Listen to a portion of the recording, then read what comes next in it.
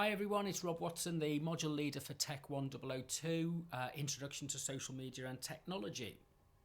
This is the 14th summary of the 14th lecture, and what I'll do is just give a brief outline of the key issues that we're going to cover in this week's lecture and what the readings associated with, and some background things about the exam preparation, which we're starting to talk about in the lectures and the workshop sessions.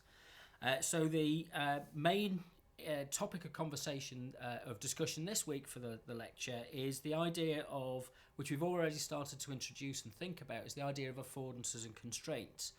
So the idea that kind of technology allows us to do certain things, and it also prevents us from doing certain things.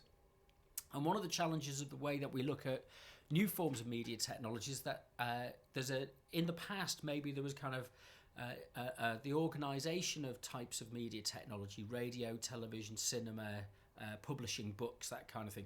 They were discretely organised, and there was a kind of clear separation of the different forms of media. Whereas now we kind of live in a world in which there's a clear convergence and a clear integration and multimodality of the different forms of media technology.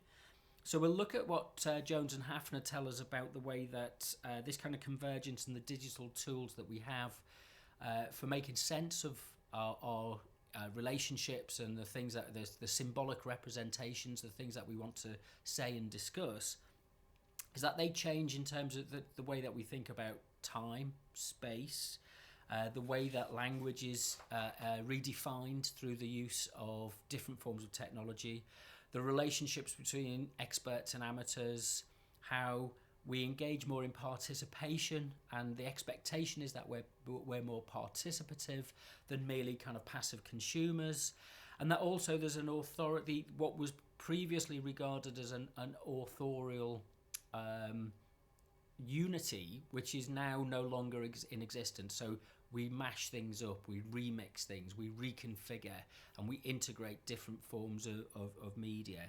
So it's underneath this, there's a kind of a knock-on effect in the way that we're organised as social units. So we're less hierarchical and we're more horizontal, and we spread the tasks and responsibilities for getting work done across a range of communities of practice, rather than simply a kind of command and control style organisation of that seeks to run it as a system, as a closed system.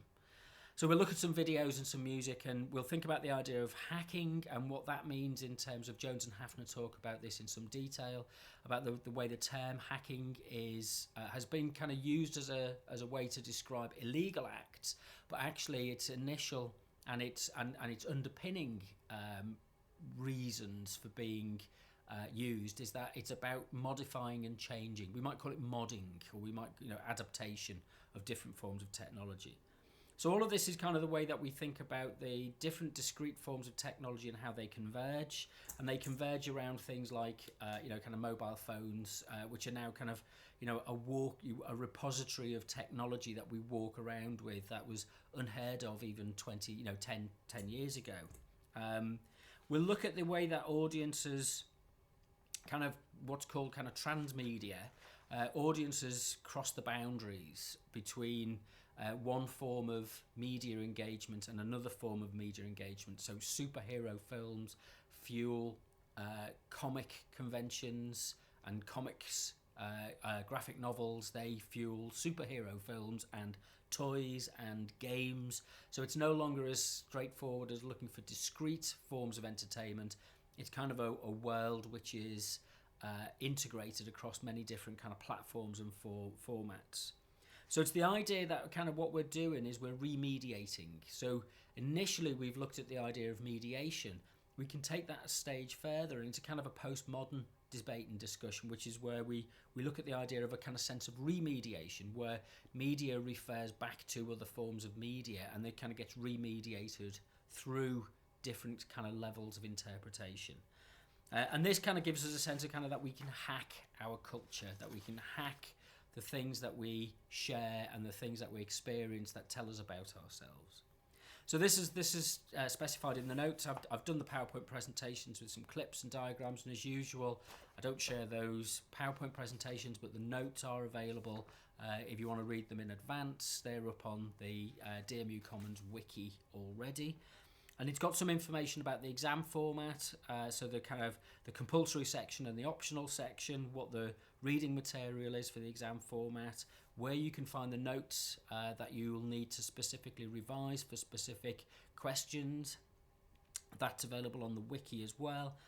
Also information about where you can get past papers on the DMU library ExamNet site. And then we'll look at some of the guidelines that the university operates under for exams and the expectations that are placed on students to work within those guidelines. And then the suggestion is that we need to start forming study groups. So this will be reinforced in the workshop sessions, where we'll do some creative learning activities that hopefully will be able to kind of help shape and give us a kind of steady build up to the exam, rather than maybe facing a cliff at the end of the semester, the term. So all of that's available. There's some reading for this week. We're looking at the chapter 2 in the Delwish and Henderson book, which is kind of about the how the emergence of the internet was based around a kind of a political idea and a kind of sharing economy. Also, there's a video clip which is well worth watching. It's called This is exactly what's wrong with this generation. It's aimed at your generation. It'd be very interesting to see what comments and feedback you have that you can bring to the workshop sessions later in the week based on what's said. I'm quite happy for you to challenge and to have an alternative opinion about the things that are expressed in that, but it's quite an interesting, it's about 20 minutes long, and it's an interview with, and I can't remember the guy's name, but go and look on the wiki and find out, it's there. Right, okay, I'll see you at the lecture on Thursday.